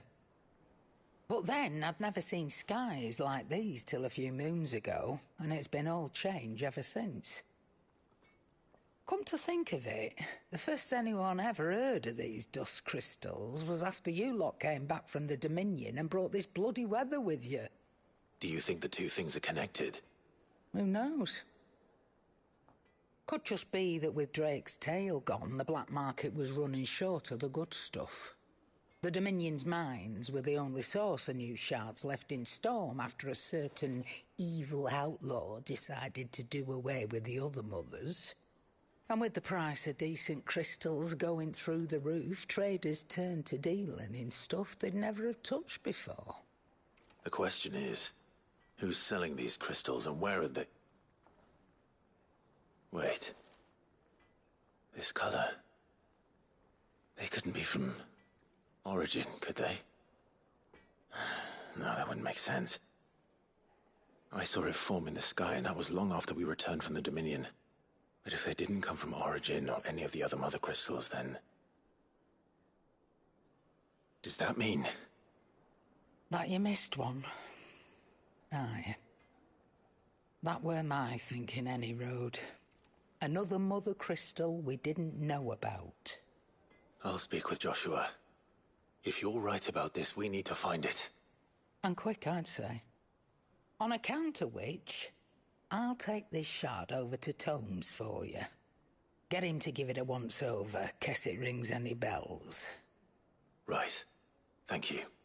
And I expect you'll be wanting Jill's help with this, too. Right again. I will. Let me go and find Joshua, and we'll meet you in the shelves.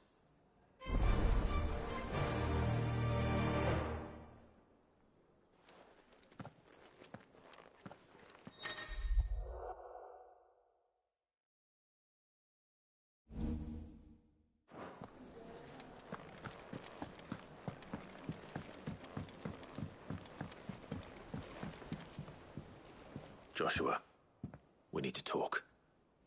Karen's caught wind of something that I don't think we can afford to ignore.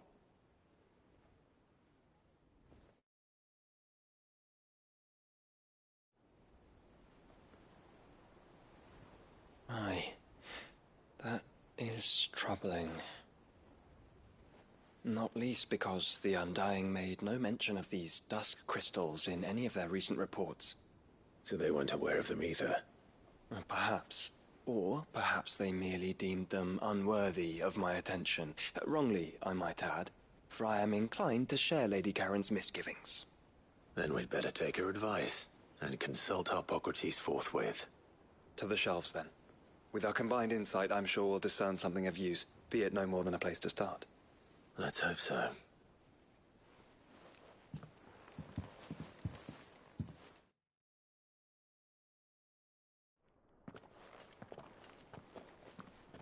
There you are.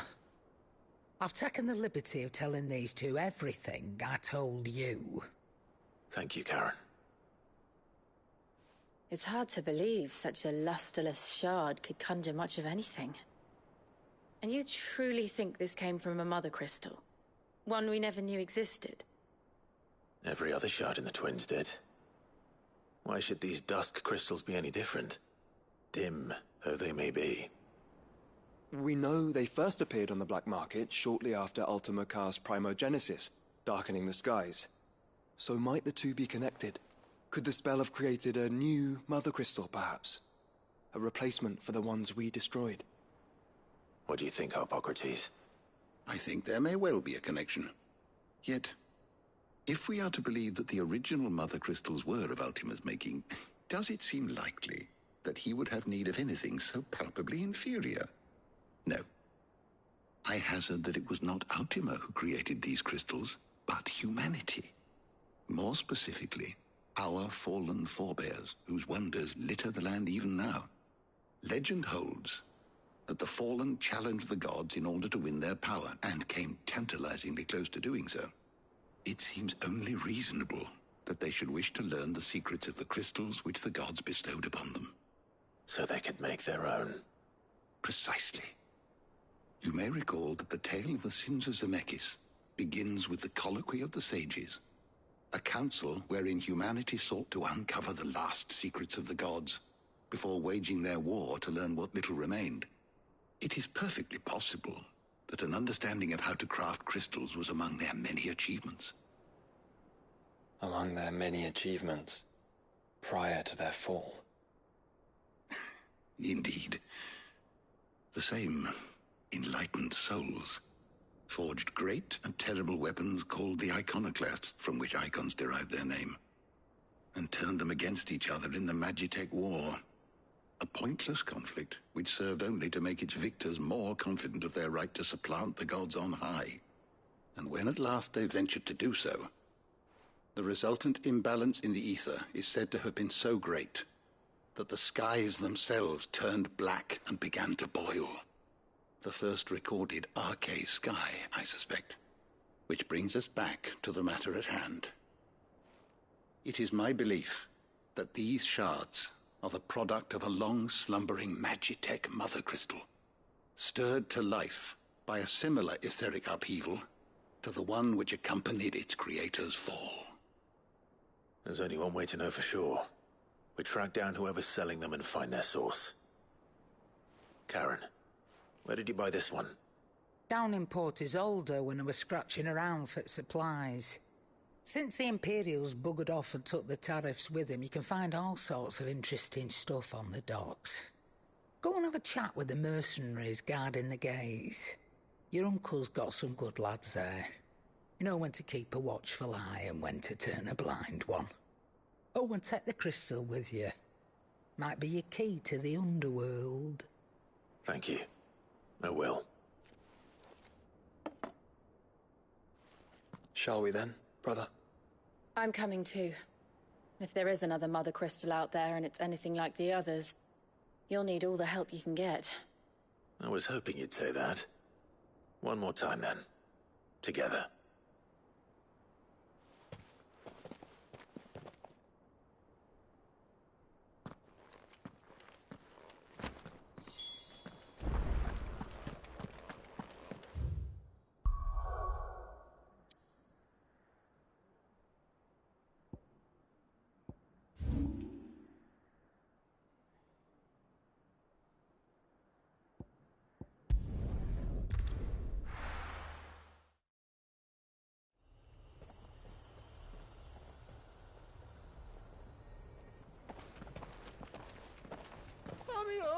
Slow down!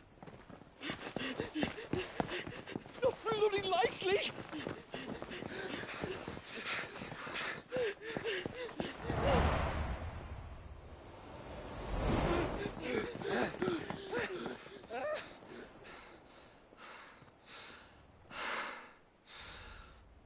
Fuck me.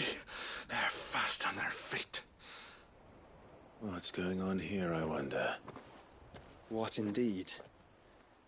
Let's ask.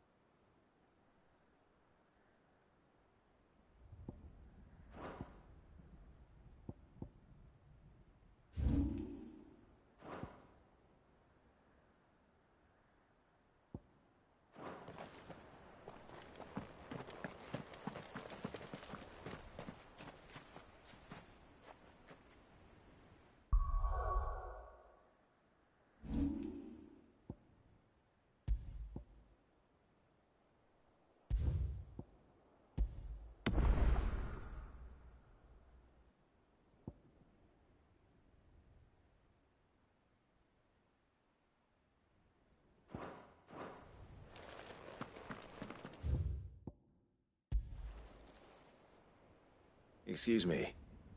Who were those men just now? Bloody troublemakers, that's who. As soon as I asked them to present their packs for inspection, they turned white as a sheet and legged it. I chased them all away from the gates, but they're swift as hares. Still, at least we kept the bastards out. Don't need their kind stirring up any more strife. And what manner of strife have they been stirring up, exactly? Hey? Are you joking? This business with the crystals? Sorry. We've been away for a while. What's been going on? All right, I'll humor you. After the paltry rations the Imperials left behind dried up, folks started trading crystals out in the open. We turned a blind eye at first. Lord Byron's orders. Way he saw it, it weren't right to deny people the one thing they were all clamoring for. Till the dust started turning up, that is. Dusk crystals, they're called. Ill-favored shards that crack as soon as you look at them. Not that the folk who bought them by the bucket load knew that. And they were baying for blood when they found out. In the end, his lordship had to step in and ban the blasted things. And we've been searching the pack of every trader who's darkened our gates ever since. I see. And you think the men you were pursuing might have been trading in these dusk crystals? Why, you're in the market for some. Anyway, I wouldn't rule it out. In fact, I put a few gil on it. We might still be able to catch them. We might. If you are heading up that way, you'll want to keep your sword handy. There's more than dodgy traders plying the roads these days. Understood. We'll be careful.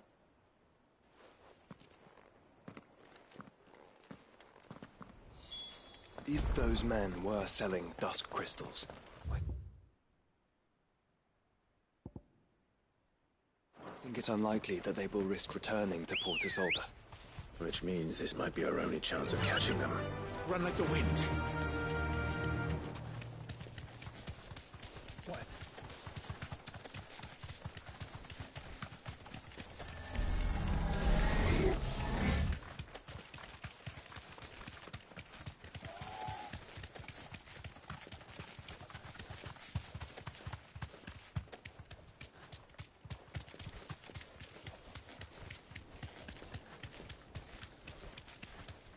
Where are they? Still some distance ahead, I'd wager. They were making a good pace.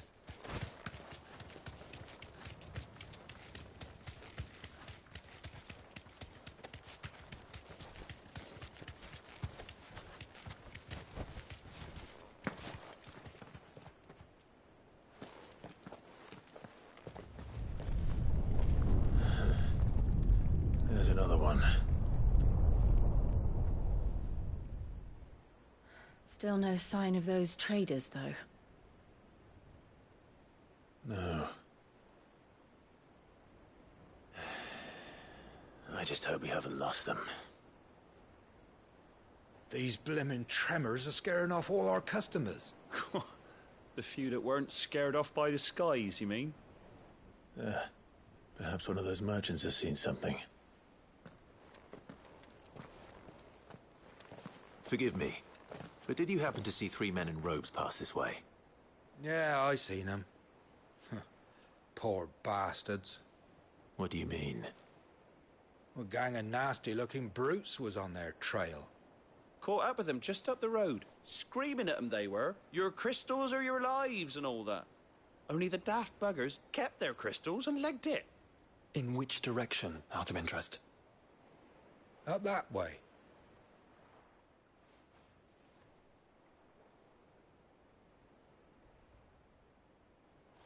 Towards the Old Hill docks. If it's help they seek there, they won't find any. But perhaps they might find a place to hide.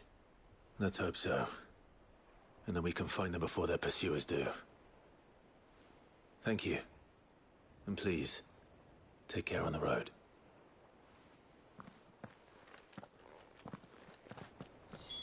Come on. They're no good to us dead. Lead the way, brother.